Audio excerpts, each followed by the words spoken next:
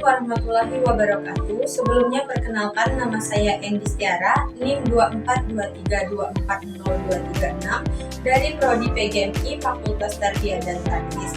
Nah, di sini saya akan menjelaskan beberapa materi pembelajaran fikih untuk memenuhi tugas mata kuliah saya, yaitu materi pembelajaran fikih SD MI. Baik, langsung saja ke materi pertama, yaitu konsep fikih, ruang lingkup, dan tujuan fikih.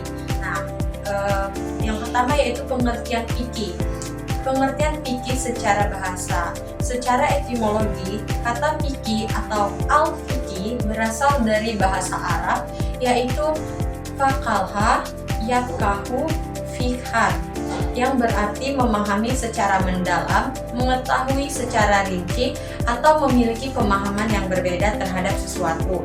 Allah Subhanahu wa Ta'ala berfirman, maka mengapa orang-orang itu hampir tidak memahami pembicaraan sedikit pun? Quran Surat An-Nisa ayat 78. Nah, ayat tersebut menunjukkan bahwa makna dasar fikih adalah pemahaman yang mendalam terhadap suatu persoalan. Yang kedua yaitu pengertian fikih menurut istilah. Nah, tadi secara bahasa, sekarang secara istilah. Menurut istilah, menurut para ulama, usul fikih, definisi fikih adalah ilmu tentang hukum-hukum syariat yang bersifat amaliyah yang diperoleh dari dalil-dalil yang terperinci. Definisi tersebut mengandung beberapa unsur, yaitu ilmu mengenai hukum syariat berkaitan dengan perbuatan mukallaf, didasarkan pada dalil Al-Quran, Sunnah, Ijma, Qiyas, dan sumber hukum lainnya, serta diperoleh melalui proses ijtihad.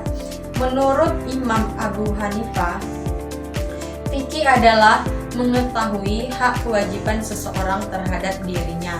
Sedangkan menurut Imam Al-Ghazali, fikih merupakan ilmu mengenai hukum syariat yang berkaitan dengan perbuatan manusia berdasarkan dalil-dalil yang rinci. Lalu selanjutnya yaitu perbedaan syariah dan fikih. Nah, syariah bersumber langsung dari Allah, bersifat tetap, universal, dan tidak berubah. Sedangkan fikih merupakan hasil pemahaman ulama, dapat berubah sesuai ijtihad, bersifat fleksibel, dan dapat berkembang sesuai zaman. Lalu yang selanjutnya yaitu ruang lingkup fikih. Nah, yang pertama yaitu fikih ibadah, mengatur hubungan manusia dengan Allah, meliputi sholat, puasa, zakat, haji, nazar, sumpah, dan ibadah lainnya. Lalu yang kedua yaitu fikih muamalah, yaitu mengatur hubungan antara manusia, meliputi jual beli, utang piutang, perbankan syariah, wakaf, hibah, dan warisan.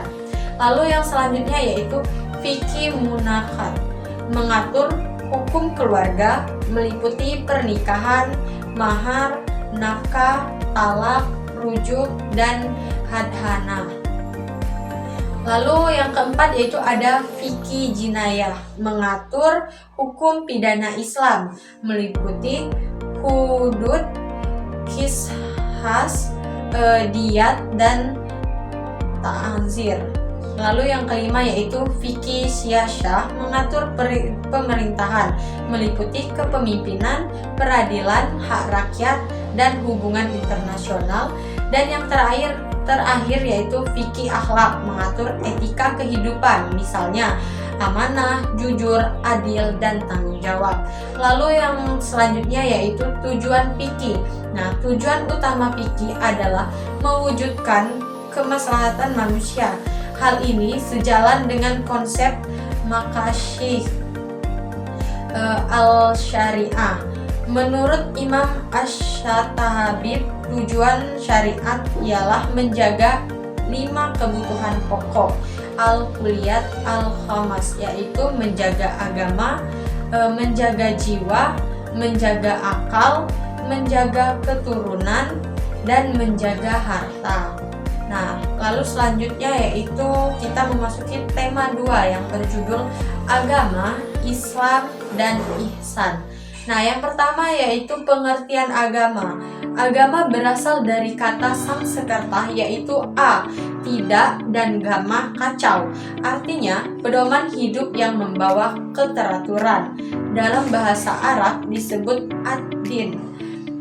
Allah berfirman, sesungguhnya agama di sisi Allah hanyalah Islam. Surat Al-Imran ayat 19. Lalu selanjutnya yaitu pengertian Islam. Islam berasal dari kata salimah dan aslama. Maknanya yaitu berserah diri, tunduk, damai, dan selamat. Allah berfirman, aku ridho Islam menjadi agamamu. Quran Surat Al-Ma'idah ayat 3. Rukun Islam berdasarkan hadis Jibril yaitu yang pertama syahadat, yang kedua sholat, yang ketiga zakat, yang keempat puasa, dan yang kelima haji. Lalu selanjutnya yaitu pengertian ihsan. Ihsan berarti berbuat baik secara sempurna. Hadis Jibril menjelaskan engkau beribadah kepada Allah seolah-olah engkau melihatnya. Jika engkau tidak melihatnya, maka sesungguhnya Dia melihatmu. Hadis riwayat Muslim. Bentuk-bentuk ihsan yaitu ihsan kepada Allah, ihsan kepada orang tua, ihsan kepada tetangga, ihsan kepada sesama manusia, dan ihsan kepada lingkungan. Hubungan Islam, iman, dan ihsan yaitu iman, keyakinan, Islam, amal lahir, dan ihsan kesempurnaan amal. Ketiganya merupakan satu kesatuan yang membentuk pribadi muslim yang baik. Yang terakhir yaitu tema 3 dengan judul ikhlas, tawakal, dan ibadah. Yang pertama yaitu pengertian ikhlas. Ikhlas berarti memurnikan niat hanya kepada Allah. Allah berfirman, padahal mereka hanya diperintahkan menyembah Allah dan memurnikan ketaatan kepadanya. Quran Surat Al-Bayyinah ayat 5. Lalu hadis, sesungguhnya setiap amal tergantung niatnya. Hadis riwayat Bukhari dan Muslim. Ciri-ciri orang yang ikhlas yaitu tidak ria, tidak mencari pujian, konsisten beramal, menerima kritik, dan mengharap ridho Allah. Lalu selanjutnya yaitu pengertian takwa. Takwa berarti menjalankan seluruh perintah Allah dan menjauhi seluruh larangannya dengan penuh kesadaran. Allah berfirman, wahai orang-orang yang beriman, bertakwalah kepada Allah dengan sebenar-benarnya takwa. Quran Surat Al-Imran ayat 102. Tingkat takwa yaitu yang pertama, menjauhi kekufuran, yang kedua, menjauhi kemaksiatan, yang ketiga, menjauhi perkara syubhat, yang keempat, menghindari segala sesuatu yang melalaikan Allah. Keutamaan takwa yaitu dicintai Allah, mendapatkan jalan keluar dari kesulitan, dan mendapatkan rezeki yang tidak disangka, serta menjadi sebab diterimanya amal. Lalu yang selanjutnya yaitu pengertian ibadah. Secara bahasa, ibadah berarti tunduk dan patuh. Menurut Ibnu Taimiyah, ibadah adalah segala sesuatu yang dicintai dan diridhoi Allah, berupa ucapan maupun perbuatan, lahir maupun batin. Allah berfirman, aku tidak menciptakan jin dan manusia, melainkan supaya mereka beribadah kepadaku. Quran Surat Az-Zariyat ayat 56. Macam-macam ibadah terdiri dari yang pertama ibadah muhdathah, yaitu ibadah yang tata caranya telah ditentukan syariat. Contohnya sholat, puasa, zakat, dan haji.